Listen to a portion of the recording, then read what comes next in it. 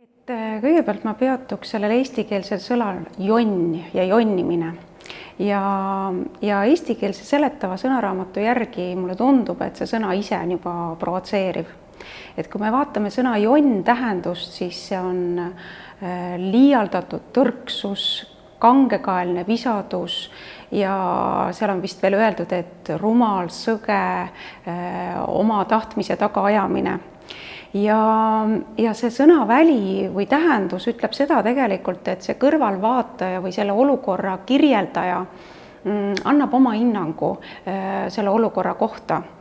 Kui me vaatame teistes keeltes, näiteks inglise ja saksa keelses, siis seal see jonnimise sõna toob välja ka tundepurske või selline tugev frustratsioon, vihapurse. Eestikeelses sõnas seda ei sisaldu. Ja selle jonnimise psühholoogilise tähenduse juurde me võiksime alati selle juurde mõelda, et vähem hinnangut, nii nagu eestikeelne sõna meid selle üle mõtlema paneb, ja rohkem seda psühholoogilist tähendust, et see on kellegi tugev tunne. Ja tugevad tunded tekivad siis, kui me tahame kaitsta midagi.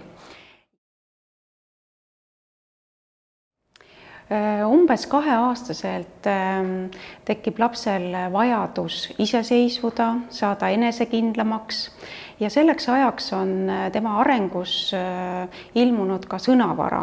Näiteks ta võib öelda mina ise või lihtsalt ise, ma tahan, anna ja kõik need sõnad tegelikult väljendavad tema autonoomiat. Ja selleks, et siis vanemast, keda ta väga armastab, see väike laps, eralduda, on vaja tugevaid tundeid, see annab jõudu. Ja omakorda täiskasvanus, kes siis kogeb, et tema laps tahab temast eralduda, võib see samamoodi tekitada segadust, abitust, nõutust, et mis siis nüüd. Siiamaani 2 aastat on ju kõik toredasti olnud ja me oleme koos sümbioosis elanud ja vot nüüd enam niimoodi ei saa. Ja tõepoolest, et see jonn annab märku uuest arenguastmest ja täiskasvanu saab siin soojalt, toetavalt ja aktsepteerivalt olla siis kaaslaseks, kuidas siis lapsel aidata saavutada seda enesekindlust, iseseisvust ja autonoomiat. Selleks, et täiskasvanuna aru saada, mida jonniv laps kogev või mida see tundepurse endast kujutab, võite te ette kujutada ennast ja võib-olla meelde tuletada mõni olukord, kus teile on jonn peale tulnud.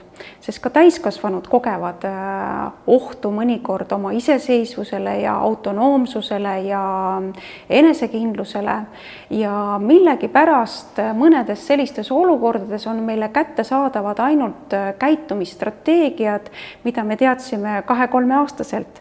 Ehk siis me siseneme just nagu mingisuguse tunnete tunnelisse ja hakkame jaurama ainult üht asja ja ei näe ega kuule laiemat pilti. Ja sellel hetkel, kui see väike laps jonnib, siis ta tunneb sama asja. Täiskasvanu võib jonnida oma partneriga mõnikord või ka tööalaselt tunneb, et tema selline autonoomsus või iseseisvus on kuidagi ohustatud ja siis ma hakkan seda tulihingeliselt kaitsma. Hiljem järele mõeldes saan aru küll, et kas siis oli nii tugevalt või nii tugevate sõnadega vaja seda kaitsta, et võib-olla oleks hoopis mõni teine lähenemine parem olnud. Aga selle üle on hea mõtiskleda, et kuidas siis teie jonnite ja missuguseid vahendeid enda selliste tundepursete puhul kasutate ja mis on need päästikud, mis teid sinna tundepursetesse viivad.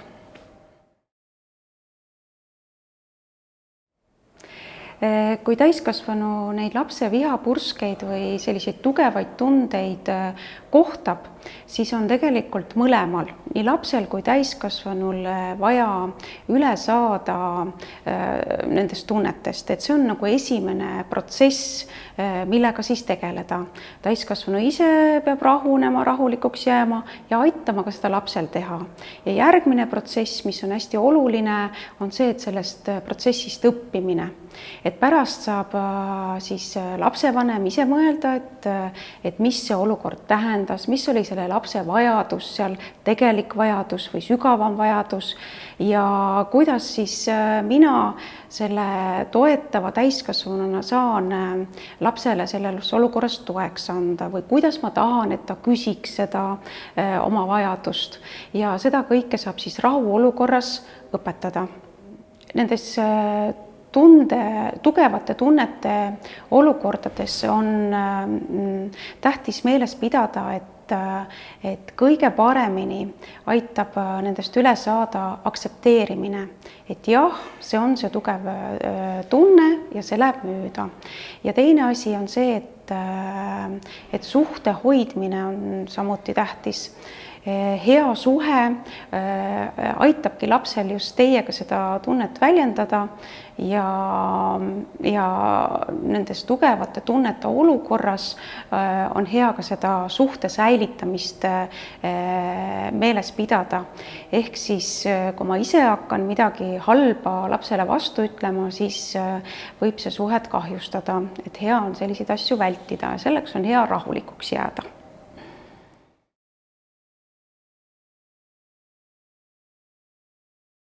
Iga jonni või sõnakuulmatu käitumise taga on tegelikult vajadus olla sellel hetkel saada vanema poolt nähtud ja kuuldud ja märgatud ja teisalt võib olla lapse vajadus sellel hetkel saavutada suuremat iseseisvust ja enesekindlust.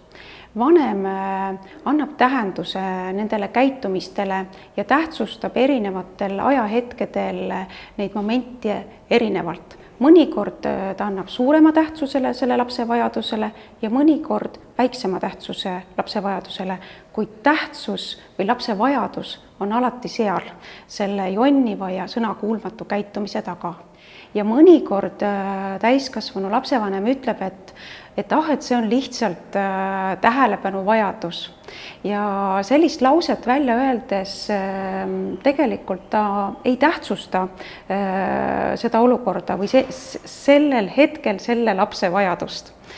Ja laps soovib näiteks, kui ta veiderdab või jookseb eest ära või kuidagi muul viisil on sõnakuulmatu, tegelikult soovib ta täiskasvanu tähelepanu. Näe ja kuule mind, pane tähele, mis on mu tõeline vajadus. Ja täiskasvanul on teine vajadus, ta tahab tööle minna, lapse lasteaeda viia ja rahulikult elu edasi edada, et kõik sujuks, päevaplaan sujuks. Seda tõelist lapse vajadust saab tegelikult lapsele peegelda. Jah, ma saan aru, et sa tahaksid täna tegelikult kodus olla ja minuga mängida ja mina pean minema tööle. Nii ei saa täna olla. Nüüd teine moment, mida tasub tähele panna sellise sõnakuulmatu või jonniva käitumise all, nii nagu täiskasvanud seda nimetavad, on see, et kui laps hakkab oma nõudmist taga ajama, et kas ta tahab mingeid kindlat sukapükse või kommi või telekat vaadata või mis iganes asja, mis hetkel pole võimalik. Nõudlik laps, kes tahab asju kohe, et temaga suhtlemiseks on täiskasvanul vaja õppida aega võtma. Et lapse nõudmise peale saab küsida, et kuule, anna aega mulle järele mõelda. Ja see järelemise mõtlemise aeg võib olla 2 minutit või 2 tundi või õhtuni või 2 päeva.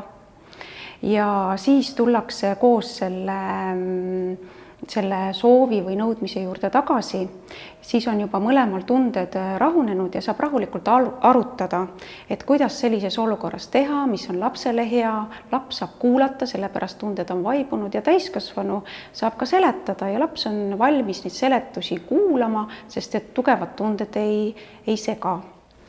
Üks võte veel, mida täiskasvanu saab sellises nõudlikus olukorras kasutada, on see, et vastata lapsele lausega, kas sa küsid või käsid.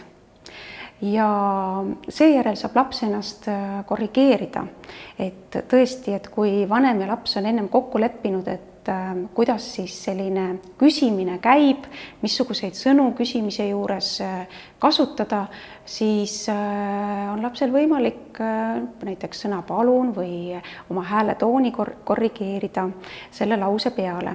Kuid ennem peab olema jällegi rahuolukorras need olukorrad kõik läbi arutatud, et mida siis käskimine tähendab ja kuidas see käib ja millise hääletooniga ja kuidas vanem soovib, et laps küsiks, millise hääletooniga see küsimine käib, milliste sõnadega seda küsimist võiks saata. Ja vanem saab ka seletada, et tõesti, et kui sa küsid selliste sõnadega ja sellise hääletooniga, siis ma kohe tahan sulle vastata ja tahan leida võimalusi, kuidas sinu soovile vastu tulla.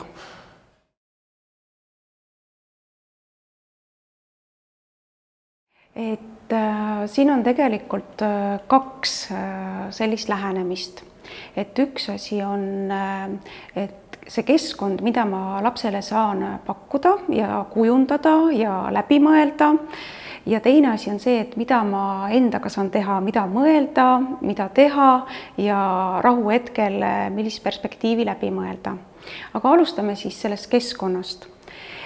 Lapsele mõjub turvaliselt ja rahustavalt etteaimatav keskkond ja selleks siis räägitakse väikelaste puhul eriti, et peab olema päevarežiim, et on kindlad magamamineku ajad ja kindlad söömise ajad ja kindlad koosmängimise ajad ja õues käimise ajad, et see tegelikult loob keskkonnas turvatunnet ja etteaimatavust.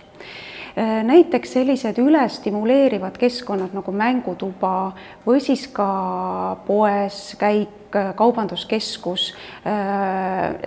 Nendesse minekut tasub planeerida ja mõelda, et millal see laps on puhanud, et tema aju ei saaks üle koormatud liigse stimulatsiooni poolest. Näiteks peale lasteaeda poodi minek võib olla mõnele lapsele väga keerukas ja seal on nii palju infot ja nii palju soove tekib äkki, et ta ei tule selle kõigega toime. Teine asi, mida vanem saab endaga teha, on mitmed asjad. Esiteks mõtted. Et mõtted ju panevad meid tundma teatud viisil ja kui lapsel on selline tundepurse või see kriisimoment on käes, ta on vihane, trambib jalgu, siis üks rahustav mõte, mida soovitaksin, on see, et ta ei tee seda selleks, et mind ärritada või et ta ei tee seda selleks, et mulle halba teha. See läheb varsti üle. Muidugi aitab kaasa ka enda keha rahustamine ja seda saab teha rahustava hingamisega ja mõnikord saab ka last sellega kaasa kutsuda. Rahustav hingamine on, et hingate tugevalt sisse ja hästi pikalt välja. Et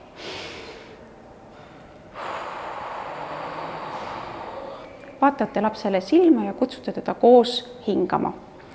Ja kolmas asi, mida saab teha, on pikas perspektiivis lapse arengu läbimõtlemine ja mõelda ka sellele, et milliseks täiskasvanuks ma tahan, et mu laps kasvab ja see pikk perspektiiv tegelikult aitab meil toime tulla ka nendes lühiajalistes või nagu ette tulevates kriisisituatsioonides. Kui ma tahan, et mu laps oleks iseseisev, selline ettevõtlik inimene täiskasvanu elus, siis järelikult pean ma tema iseseisvust ja ettevõtlikkus ka juba 3-aastaselt toetama, kui ta tahab ise asju pesumasinasse panna, kui ta tahab mind pirukate tegemisel aidata või riisumisel või muude selliste ühiste tööde juures.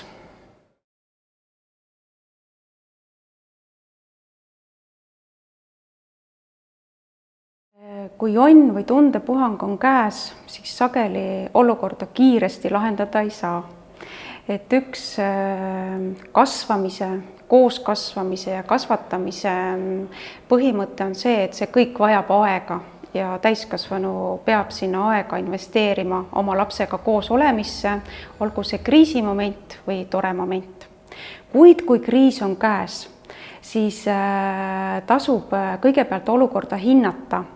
kas lapse tundepuhang on sedavõrd suur, et ta ei ole enam kontaktivõimeline, et ta ei kuule, mida te talle ütlete, et ta on kontaktis ainult enda tugevate tunnetega, või teine variant, et ta on alles kergelt häiritud või ärritunud või pahane ja ta tegelikult veel kuuleb ja saab aru, mida te ütlete ja tuleb teiega kontakti. Ja alustame sellest kergemast, et laps on veel kontaktis ja see häiritus on kergel tasemel. Siis esimene asi, mida võiks lapsevanem lapsele teha, on peegeldada vastu talle tema tundeid. Öelge, sõnastage, mida ta teie arvates tunneb ja millega see teie arvates seotud on. Näiteks, sa näed praegu pahane välja, sest mulle tundub, et sa ei taha oma mängu pooleli jätta. Et te sõnastate tunde ja ütlete, millega teie arvates see seotud on. Kui laps tunneb, et see ei ole õige, siis ta kohe korrigeerib seda peegeldust. Ei, see ei ole nii ja ütleb ise, mis on õige ning te saate sealt edasi peegeldada seda, mida laps ütles. Kui vestlus läheb edasi, saate te vestluses ka teha kokkuvõtteid. Näiteks, sa oled praegu nii pahane ja sulle ei meeldi, et see mäng pooleli jäi, et isegi su saapad ei meeldi sulle enam. Teete kokkuvõtte sellest, mida laps teile öelnud on. Te saate pakkuda ka valikuid lapsele. Näiteks, et kui sulle täna sinu saapad ei meeldi, sa võid panna jalgaga kummikud. Või siis ka mõned muud valikud, et tule siia sahtli juurde, vali, kas sa tahad neid sukkapükse või neid sukkapükse. Et loomulikult see valik on piiratud, see on kas see või teine ja vastab tegelikult lapse vajadusele ja ilmastikule ja kõigele, mis tema ümber parasjagu on. Lapsega võib teha ka kokkuleppeid. Näiteks, et kui me hommikul nüüd praegu 5 minuti pärast saame uksest välja ja lasteaeda minna, siis võime me õhtuks sinu sõbra külla kutsuda. Ehk siis ma tegelikult kutsun last kokkulepet tegema, et teeme praegu seda ja pärast saab ühte teist toredat asja teha. Ja see ka alati motiveerib, et me ju täiskasvanuna ennastki motiveerime, et teeme mõne töö ära, mis meile ei meeldi ja pärast saab mingit toredat tööd teha näiteks. Lähme siis edasi selle teise olukorra juurde, kus laps on endast väga väljas, ehk see tundepurse on nii suur, et ta on kontaktis ainult enda tugevate tunnetega. Enne kui laps kaotab kontakti teiega ja läheb kontakti ainult oma selle suure tundega, võib juhtuda ka see, et ta muutub päris provotseerivaks. Näiteks ta võib öelda, et kui ma pean need saapad jalga panema, siis ma kolin su juurest minema. Ma olen vanaema juurde elama näiteks. Siis sellisel juhul tasub näiteks minna ise mänguliseks ja kasutada oma võlujõudu. Et näiteks te võite öelda, et kui ma saaksin, ma võluksin sulle praegu maailma kõige ilusamad saapad, mis sulle meeldivad täielikult. Või siis tasub ka mõelda rahustava mõttena, et ükskõik, mida laps teile ütleb, kas ta vihkab teid või on väga-väga vihane, ütleb koledaid sõnu, siis mitte kunagi ei ole te lapse vaenlane ja ta tegelikult on see ainult nende suurte tunnete ajel ja tegelikult teie vahel on suur armastus ja ainult teie saate olla oma lapse toetaja ja armastaja sellisel moel, nagu teie olete. Nüüd, kui tunded on veelgi kasvanud ja mitte miski pole siiamaani aidanud või on siis see purse toimunud järsult ja see on väga suur, laps on näiteks pikali maas ja või trambib või kisab, karjub, nutab, siis tegelikult seda olukorda lahendada sellel hetkel ei saa. Ainuke lahendus on rahunemine ja rahustamine. Ja rahunemist ja rahustamist võib teha mitme sammu kaupa. Esimene samm, mida laps kindlasti vajab, on see, et te oleksite seal, noogutaksite, ütleksite jah, ma kuulen sind, sul on raske, peegeldaksite tundeid, et sa oled tõesti praegu halvas kohas endaga, ma mõistan ja nii edasi. Järgmine asi, mida teha saab, on tunnustada. See on tõesti hea, et sa mulle näitad praegu, kui raske see olukord sulle tegelikult on. Ja isegi kui see on kisamine, nutmine, maas vähklemine, siis nõuab ka see olukord tunnustamist. Järgmine asi, mida teha saab ja lapsele öelda ja väljendada oma kahetsust. Mul on kahju, et asjad nii kaugele läksid. Mul on kahju, et sa nii tunned. Mul on kahju, et see olukord sulle nii raske on. Ning viimane asi, mida tasub teha, kui laps juba natukenegi kuuldele tuleb, tead, mul on ettepanek, räägime sellest olukorrast õhtul või homme või 2 tunni pärast või peale uinakut. Igal juhul lepime kokku aja, millal me saame rääkida rahuolukorras, mis juhtus ja kuidas me järgmine kord selle olukorraga koos toime tuleme. Ja mõned mõtted ka selleks, et kui see järgmine kord on käes või kui me oleme mõlemad maha rahunenud, see kriisihetk on möödas, tunded on jahtunud, siis võtame selle jutu üles koos lapsega ja arutame rahulikult. Rahulik arutamine võib sisaldada seda, et me teeme ajurünnaku või kirjutame üles kõik võimalikud variandid, kuidas näiteks hommikuses olukorras kiirustamisega toime tulla või et kuidas loobuda mängust, kuidas lõpetada mäng. Siin on väga palju erinevaid variante. Mõned vanemad on kasutanud stoppereid või selliseid äratuskellalaadseid tooteid, et näiteks kui ma ütlen lapsele, et sul on 5 minutit aega mängu lõpetamiseks, siis ma panen ka stopperi helisema ja kui on see 5 minutit möödas, siis heliseb ja siis me saame midagi muud teha. Et kõik sellised võtted peavad olema lapsega läbi arutatud ja sobima nii mulle lapsevanemana kui ka minu lapsele. Kui lapsele mõni element mõnes olukorras on väga raske, kas või seesama hommik või riidesse panemine, sukapükste valimine, pükste valimine, kummikute jalga panemine, siis tasub teha mõelda ka motivatsiooniplaani tegemisele. Et näiteks, kui me lepime lapsega kokku, et 5 päeva sa valid ise sukapüksid 3 minuti jooksul ja selleks 3 minutiks ma panen ka stopperi käima ja kui see on õnnestunud, siis teeme kalendrisse märkme ja kui meil on 5 korda täis, siis me teeme koos midagi toredat. Kas lähme jalutuskäigule või lähme ujulasse või lähme kuskile sellisesse kohta, mis lapsele väga meeldib ja kus me saame koos kvaliteetaega veeta ja oma suhtele aega pühendada.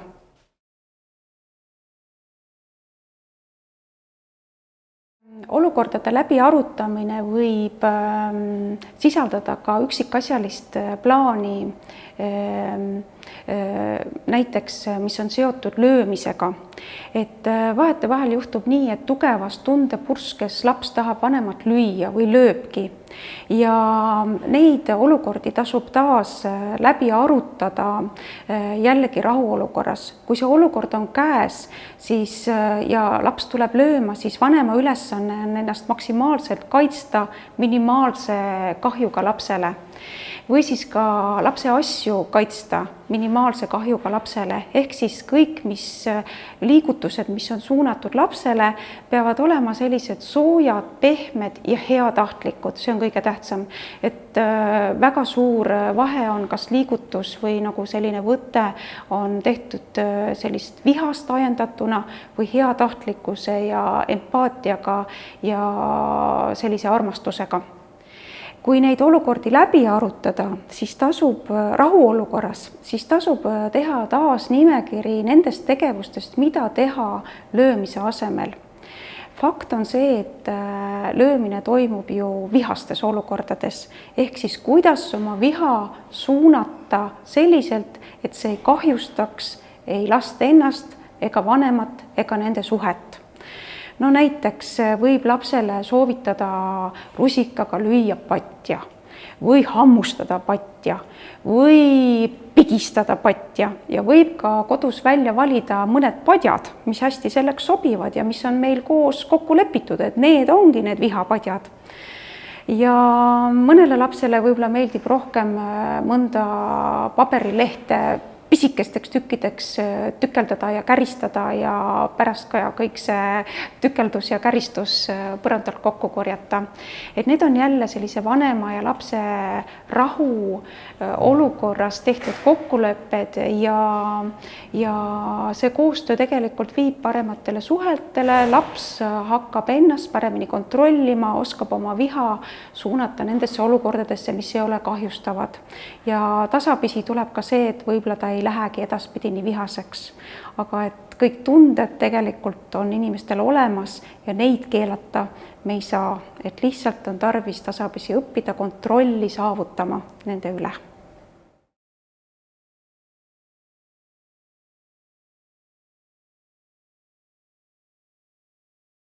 Laste kasvatamise aeg on täiskasvanu elus üks intensiivsemaid aegu üldse. Et see langeb kokku selle ajaga, kus täiskasvanu tahab tõestada ennast tööelus, teha karjääri, kus on vaja tõestada ennast paari suhtes, olla hea kaaslane oma partnerile, abikaasale ja samas ka olla hea lapsevanem, tõestada ennast lapsevanemana. Ja kõik need 3 eesmärki korraga on päris palju. Ja mõnikord tasub teha lühiajalisemaid ja pikaajalisemaid plaane.